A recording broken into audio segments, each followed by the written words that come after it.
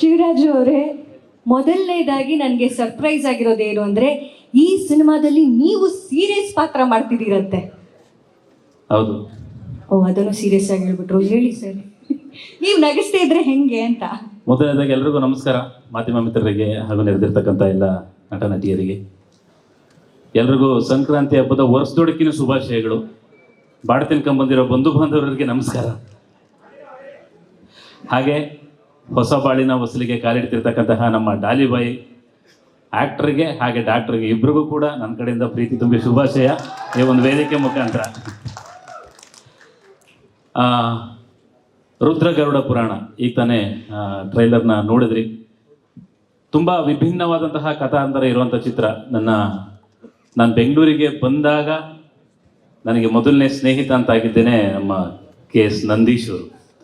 ನನ್ನ ಗೆಳೆಯನ ಸಿನಿಮಾದಲ್ಲಿ ಮೇಡಮ್ ಹೇಳ್ದಂಗೆ ಒಂದು ವಿಶೇಷ ಪಾತ್ರ, ವಿಭಿನ್ನವಾದ ಪಾತ್ರ, ಒಂದು ಸೀರಿಯಸ್ ಕ್ಯಾರೆಕ್ಟರ್ ಮಾಡಿದ್ದೀನಿ. ಯಾಕಂದರೆ ಒಬ್ಬ ಸ್ನೇಹಿತನಿಗೆ ಮಾತ್ರ ಗೊತ್ತಾಗೋದು ಇನ್ನೊಬ್ಬ ಸ್ನೇಹಿತನ ಪೊಟೆನ್ಷಿಯಲ್ ಏನು ಅಂತ. ಯಾಕಂದರೆ ಒಂದೇ ಥರ ಅಥವಾ ಕಾಮಿಡಿಯನ್ನಾಗಿ ನೋಡ್ಕೊಂಡು ಹೋಗೋರು ಬಂದು ನಿನ್ನ ಹತ್ರ ಬೇರೆ ಥರ ಪಾತ್ರನ ನಾನು ಮಾಡಿಸ್ತೀನಿ ಅನ್ನೋ ಒಂದು ನಂಬಿಕೆ ಮೇಲೆ ಆ ಒಂದು ಕ್ಯಾರೆಕ್ಟರ್ನ ನನಗೆ ಕೊಟ್ಟಿದ್ದಕ್ಕೆ ಮೊದಲನೇದಾಗಿ ಗೆಳೆಯನಿಗೆ ಥ್ಯಾಂಕ್ಸ್ ಹೇಳೋಕ್ಕೆ ಇಷ್ಟಪಡ್ತೀನಿ. ನಂದೀಶ್ವರ್ ಆ್ಯಕ್ಚುಲಿ ನೋಡಿ ಪೊಲೀಸ್ ಇನ್ಸ್ಪೆಕ್ಟರ್ ಥರನೇ ಕಾಣಿಸ್ತವ್ರೆ, ಶೇವಿಂಗ್ ಎಲ್ಲ ಮಾಡಿಸಿ. ಆ್ಯಕ್ಚುಲಿ ಡಿಸೆಂಬರ್ಗೆ ರಿಲೀಸ್ ಮಾಡಬೇಕು ಅಂತ ಅಂದ್ಕೊಂಡಿದ್ವಿ 2024. ಆದರೆ ನಾವು ಇಲ್ಲೂ ಬಿಟ್ಕೊಟ್ಟಿಲ್ಲ 24ನೇ ತಾರೀಕಿಗೆ ರಿಲೀಸ್ ಮಾಡ್ತಾ ಇದ್ದೀವಿ. ಆದರೆ 2025ಕ್ಕೆ. ಸೊ ಒಂದು ಒಳ್ಳೆ ಸಿನಿಮಾ ಆಗುತ್ತೆ. ವಿಭಿನ್ನವಾದ ಕಥೆನ ನಮ್ಮ ಕನ್ನಡಿಗರು ಯಾವಾಗಲೂ ಎತ್ಕೊಂಡು ಮುದ್ದಾಡಿದ್ದಾರೆ ಸಿನಿಮಾಗಳನ್ನ. ಸೊ ಅದೇ ರೀತಿಯಾಗಿ ಈ ಸಿನಿಮಾನೂ ಕೂಡ ಎತ್ಕೊಂಡು ಮುದ್ದಾಡ್ತಾರೆ ಅನ್ನೋ ಒಂದು ನಂಬಿಕೆ ನನಗಿದೆ. ರಿಷಿ ಸರ್ ಜೊತೆ ಕೆಲಸ ಮಾಡೋದೇ ನನಗೆ ಭಾಳ ಖುಷಿಯಾದ ವಿಷಯ ಇದು. ಯಾಕಂದ್ರೆ ಅವ್ರ ಜೊತೆ ಆಲ್ರೆಡಿ ಒಂದು ಸಿನಿಮಾ ಮಾಡಿದ್ದೀವಿ ನಾವು. ಅದೆಷ್ಟು ಎಂಜಾಯ್ ಮಾಡ್ಕೊಂಡು ಎಷ್ಟು ಖುಷಿಯಾಗಿ ಮಾಡಿದ್ದೀವಿ. ಅದರಲ್ಲಿ ಕಾಮಿಡಿ ಕ್ಯಾರೆಕ್ಟರ್ನೇ ನೋಡೋಣ, ಅದು ರಿಲೀಸ್ ಆದಾಗ ಅದ್ರ ಬಗ್ಗೆ ಗೊತ್ತಾಗುತ್ತೆ. ಮತ್ತು ಈ ಸಿನಿಮಾದಲ್ಲಿ ಮಾತ್ರ ನಿಜವಾಗ್ಲೂ ಒಂದು ವಿಭಿನ್ನವಾದ ಪಾತ್ರ ಕೊಟ್ಟಿದ್ದಾರೆ. ತುಂಬ ಚೆನ್ನಾಗಿದೆ. ಡಬ್ಬಿಂಗ್ ಮಾಡ್ಬೇಕಾದ್ರೂ ಅವರು ಖುಷಿ ಪಟ್ಟಿದ್ದಾಗಿರ್ಬೋದು, ನಾನು ಖುಷಿ ಪಟ್ಟಿದ್ದಾಗಿರ್ಬೋದು, ಎಲ್ಲ ಇದೆ. ನಾಯಕಿ ಅಯ್ಯೋ ನಾಚ್ಕಂತವ್ರೆ, ಅವರು ಕೂಡ ತುಂಬ ಮುದ್ದಾಗಿದ್ದಾರೆ, ತುಂಬ ಮುದ್ದಾಗಿ ಪಾತ್ರನ ನಿಭಾಯಿಸಿದ್ದಾರೆ. ಸೊ ಕ್ಯಾಮ್ರಾಮನ್ ಅವರಾಗಿರ್ಬೋದು, ಪ್ರತಿಯೊಂದು ಎಲ್ಲ ಟೆಕ್ನಿಷಿಯನ್ಸ್ಗಳು ಕೂಡ ತುಂಬ ಚೆನ್ನಾಗಿ ಕೆಲಸ ಮಾಡಿದ್ದಾರೆ. ಒಂದು ಒಳ್ಳೆ ಸಿನಿಮಾ ಆಗುತ್ತೆ. ವರ್ಷದ ಮೊದಲನೇ ತಿಂಗಳಿಂದನೇ ಸಿನಿಮಾಗಳು ಗೆಲ್ಲೋಕೆ ಶುರುವಾಗಿದ್ದಾವೆ. ಸೊ ಡಿಸೆಂಬರ್ ಅಷ್ಟರಲ್ಲಿ ಕನ್ನಡ ಚಿತ್ರರಂಗದಲ್ಲಿ ರಿಲೀಸ್ ಆಗುವಂಥ ಎಲ್ಲ ಸಿನಿಮಾಗಳು ಗೆಲ್ಲಿ, ಹಾಗೆ ನಮ್ಮ ಅಶ್ವಿನಿ ಆರ್ಟ್ ಪ್ರೊಡಕ್ಷನ್ಸ್ನ ನಮ್ಮ ಲೋಹಿತ್ ಸರ್ ಅವರ ಸಿನಿಮಾ ಇದು ಚೊಚ್ಚಲ ಸಿನಿಮಾ. ಈ ಸಿನಿಮಾನು ಗೆದ್ದು ಅವರು ಇನ್ನಷ್ಟು ಸಿನಿಮಾಗಳನ್ನ ಮಾಡುವಷ್ಟು ದುಡ್ಡು ಈ ಸಿನಿಮಾದಿಂದ ಬರಲಿ ಅಂತ ಹೇಳ್ಬಿಟ್ಟು ಕೇಳ್ಕೊತಾ ಇದ್ದೀನಿ.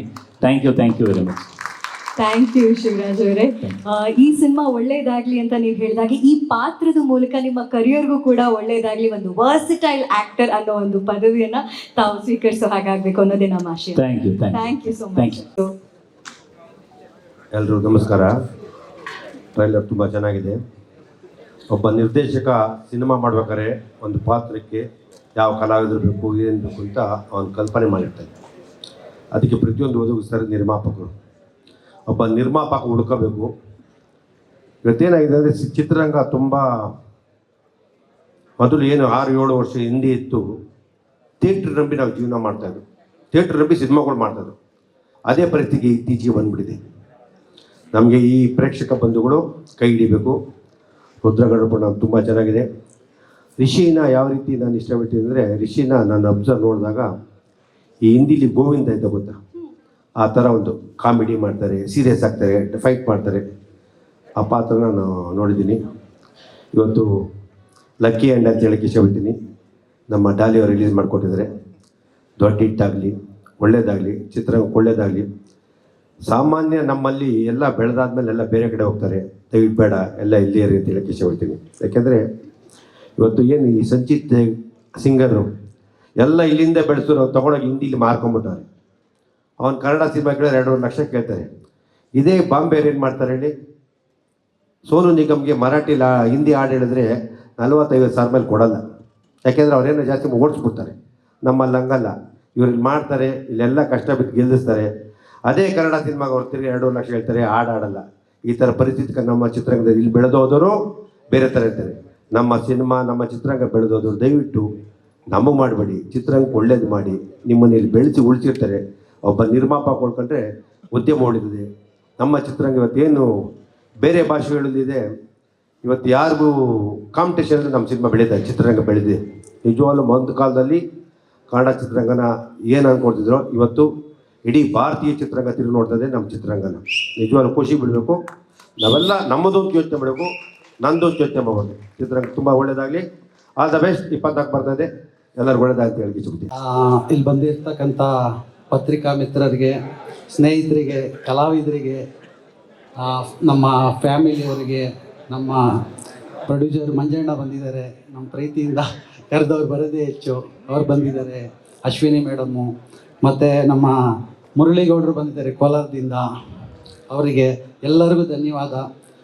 ಮತ್ತು ನಮ್ಮ ಹೀರೋ ಸರು ಅವರಿಗೆ ಲಕ್ಷ್ಮಿ ಬಂದಿದೆ, ಕಂಗ್ರ್ಯಾಚುಲೇಷನ್. ಜಾಸ್ತಿ ಮಾತಾಡಲ್ಲ. 24ಕ್ಕೆ ರಿಲೀಸ್ ಆಗ್ತಾ ಇದೆ. ಟ್ರೈಲರ್ ನೋಡಿದ್ದೀರಾ, ಎಲ್ಲರಿಗೂ ಇಷ್ಟ ಆಗಿದೆ ಅಂತ ಅನ್ಕೋತೀನಿ. ಸಿನಿಮಾದಲ್ಲೇ ನೋಡಿ ಏನು ಹೇಳೋಕ್ಕೆ ಇಷ್ಟಪಟ್ಟಿದ್ದೀವಿ ಅಂತ ನಾವು ಮಾತಾಡೋದಕ್ಕಿಂತ ಅದು ಒಳ್ಳೆಯದು ಅಂತ ಅನ್ಕೋತೀನಿ. ಮತ್ತು ಫುಲ್ಲು ಬ್ಯುಸಿ ಶೆಡ್ಯೂಲಲ್ಲೂ ಫ್ರೀ ಮಾಡಿಕೊಂಡು ಧನಂಜಯ್ ಸರ್ ಬಂದು ಟ್ರೈಲರ್ ಲಾಂಚ್ ಮಾಡಿಕೊಂಡ್ರು. ತುಂಬ ಧನ್ಯವಾದ, ಎಲ್ಲರಿಗೂ ಧನ್ಯವಾದ. Thank you. ಮಾಡಿರುವಂಥ ಈ ರುದ್ರ ಗರುಡ ಪುರಾಣ ಭಾರಿ ಯಶಸ್ಸುಗೊಳಿಸಲಿ. ಅವರು ಯಾವ ಥರ ತೆಲುಗಲ್ಲಿ ಯಾವ ಥರ ಹಿಟ್ ಆಗಿದೆಯೋ ಅದೇ ಥರ ನಮ್ಮ ಕನ್ನಡದಲ್ಲೂ ತುಂಬ ಸೂಪರ್ ಸ್ಟಾರ್ ಬೆಳೀಲಿ ಅಂತ ನಾನು ಆಸೆ ಪಡ್ತೀನಿ. ಮತ್ತು ನಾನು ಇಲ್ಲಿ ಬರೋಕ್ಕೆ ಮೇನ್ ಕಾರಣ ಬಂದು ನಮ್ಮ ನಂದೀಶ್ ಸರ್ ಅವರು ಪ್ರತಿ ಸಾರಿ ಫೋನ್ ಮಾಡಿದಾಗ ಈ ಕತೆ ಬಗ್ಗೆ ಚೆನ್ನಾಗಿ ಹೇಳ್ತಾಯಿದ್ರು, ಮತ್ತು ಟ್ರೈಲರೆಲ್ಲ ಕಳಿಸ್ಕೊಡ್ತಾಯಿದ್ರು, ಕೆಲವೊಂದು ಸೀನ್ಸ್ ಎಲ್ಲ ಕಳಿಸಿದ್ರು. ನೋಡೋದು ತುಂಬ ಖುಷಿ ಆಯಿತು. ಮತ್ತು ಅವರು ಮೇಕಿಂಗ್ ಹೆಂಗಿದೆಯೋ ಅದು ನೋಡೋಣ ಅಂತ ಬಂದೆ. ಮತ್ತು ನಮ್ಮ ಕೋಲಾರದಲ್ಲಿ ಒಂದು ವಿಶೇಷ ಅಂದರೆ ಯಾರೇ ಒಳ್ಳೆ ಚೆನ್ನಾಗಿ ಆ್ಯಕ್ಟ್ ಮಾಡಿದ್ರು ನಮ್ಮ ಕೋಲಾರ ಜನ ಅಕ್ಸೆಪ್ಟ್ ಮಾಡ್ತಾರೆ. ಅದೇ ರೀತಿ ನಮ್ಮ ರಿಷಿ ಸರ್ನು ನಾವು ಕೋಲಾರಕ್ಕೆ ಒಂದ್ಸರಿ ಕರ್ಕೊಂಡೋಗಿ ಎಲ್ಲರೂ ಅಕ್ಸೆಪ್ಟ್ ಮಾಡ್ತೀವಿ ಅಂತೇಳಿ ನಾನು ಮಾತು ಮುಗಿಸ್ತಾ ಇದ್ದೀನಿ. Thank you.